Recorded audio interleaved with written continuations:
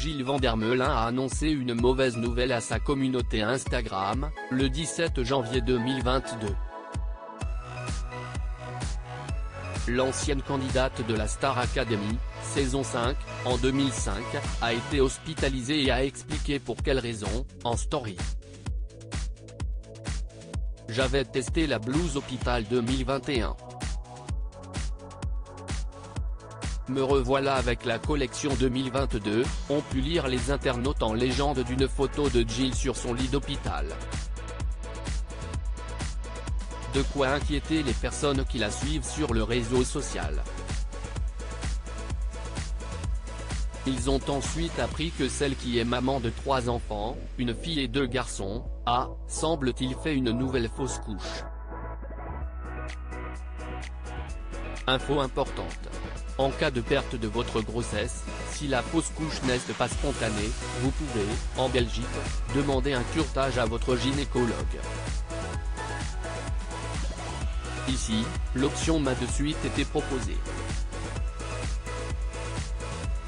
Il s'agit certes d'une hospitalisation avec anesthésie générale, donc pas facile, mais une analyse de l'embryon pourra être faite afin d'obtenir des réponses. Pour vivre le deuil plus sereinement et surtout pour prendre des mesures médicales par la suite, c'est une option qui a des avantages. Si vous êtes un jour dans cette situation, ce que je ne souhaite à personne, discutez directement avec votre médecin, a-t-elle écrit. Un nouveau coup dur pour son compagnon Simon Gérard et elle qui ont déjà connu cette épreuve l'été dernier. En juillet dernier, Jill Van der Meulen avait en effet révélé qu'elle venait de perdre son bébé. Un drame qu'elle a découvert lors de sa 2e échographie. C'est à ce moment-là qu'elle a découvert que son cœur ne battait plus. Nue, les jambes écartées, une sonde dans le vagin, mon monde s'écroule autour de moi.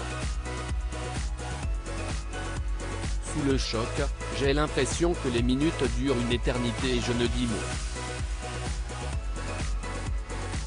Et puis je craque, je panique, je fonds en larmes toujours nu sur cette table avec ce satané masque sur ma bouche qui m'empêche de respirer entre chaque sanglot, avait-elle notamment expliqué.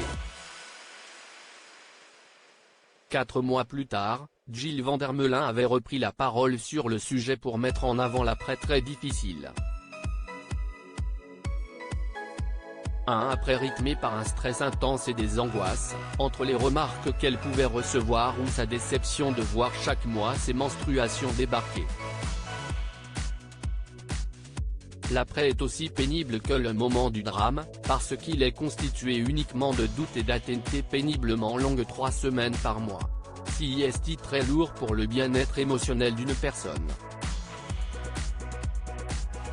Il faut arrêter de mettre une pression supplémentaire dans les discours auprès des femmes qui sont dans cette attente. Arrêtez de dire qu'il faut être patiente, nous ne le sommes pas. C'est impossible quand il s'agit d'une envie aussi forte et aussi importante, précisait-elle notamment.